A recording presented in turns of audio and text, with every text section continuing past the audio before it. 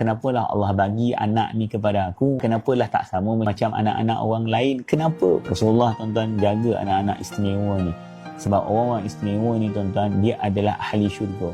Sebab itu kesabaran yang sangat besar apabila kita menjaga mereka. Ingat, mudah ke tuan-tuan? Susah. Sangat susah. Kadang-kadang tuan-tuan, orang tak sabar.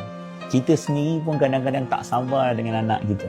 Kita sendiri pun kadang-kadang tuan-tuan menangis. Dia bukan macam anak orang lain tak. Kalau cakap faham, dengar, duduk, kau jeritlah macam mana sekalipun, kau marahlah macam mana sekalipun, dia tak faham. Itu yang kadang-kadang tuan-tuan, kita pun orang yang memandang ni pun kena fahamlah.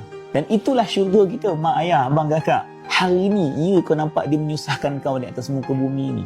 Tapi kau percayalah, yakinlah.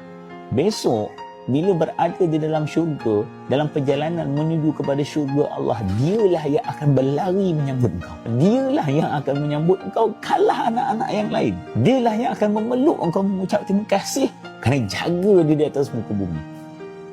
Bukan mudah tuan-tuan. Yang ada anak-anak macam ni, yang ada anak-anak yang diuji tuan-tuan, dengan anak-anak OKU, orang OKU, keluarga OKU, Allahu Akbar. Akhirat kelak, dialah orang yang paling laju menyambut kita ketika mana kita masuk ke dalam syurga.